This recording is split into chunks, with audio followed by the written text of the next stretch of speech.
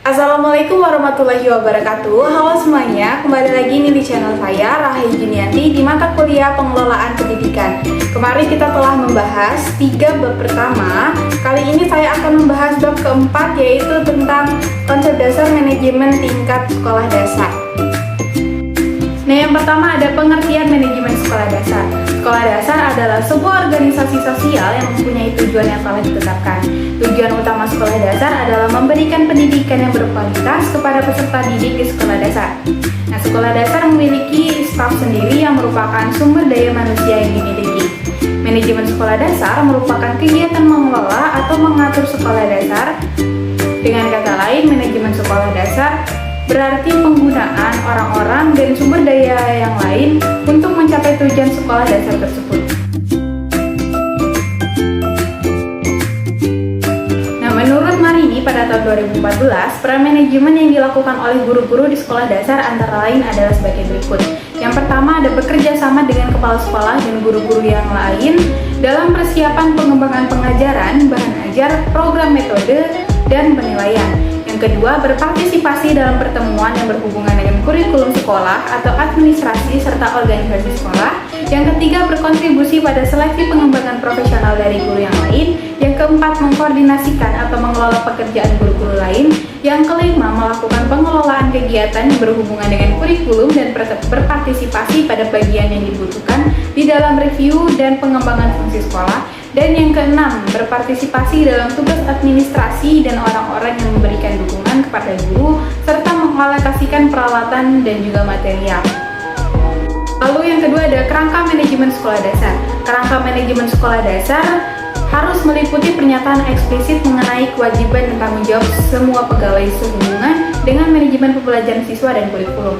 Nah, kerangka manajemen sekolah dasar sendiri dapat diurutkan dari yang pertama, yaitu jadwal dan prosedur untuk perencanaan anggaran tahunan sekolah, lalu peran kepala sekolah di dalam penyusunan anggaran tahunan, lalu ada laporan yang diinginkan pemerintah dan kepala sekolah mengenai kinerja sekolah secara umum dan pengeluaran anggaran, lalu ada lagi wewenang yang didelegasikan kepada kepala sekolah, ada lagi pengaturan untuk melakukan otorisasi pembayaran, menyetujui prosedur untuk mengisi kekosongan pegawai, dan yang terakhir pengaturan manajemen pada saat ketidakhadiran kepala sekolah.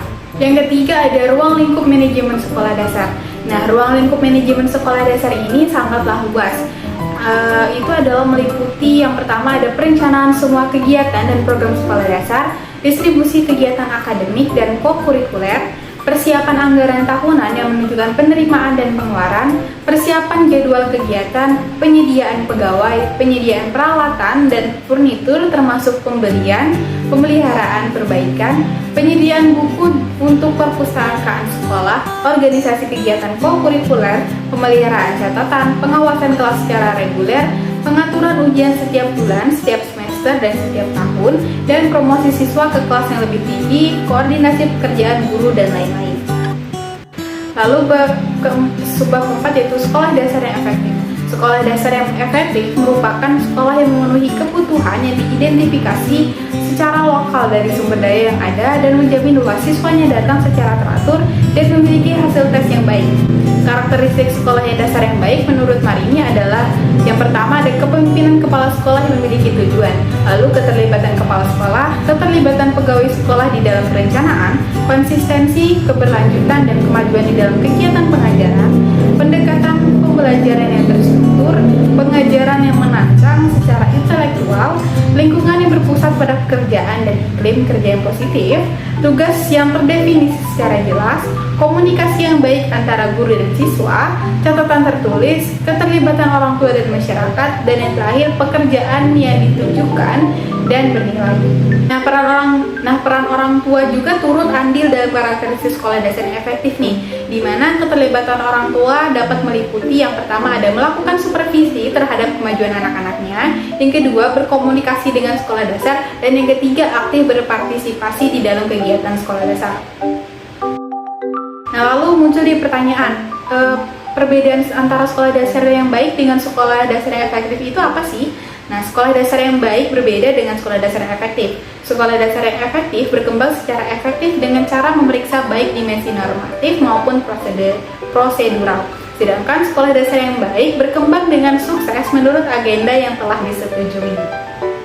Jadi itu ya teman-teman perbedaannya antara sekolah dasar yang efektif dan juga sekolah dasar yang baik.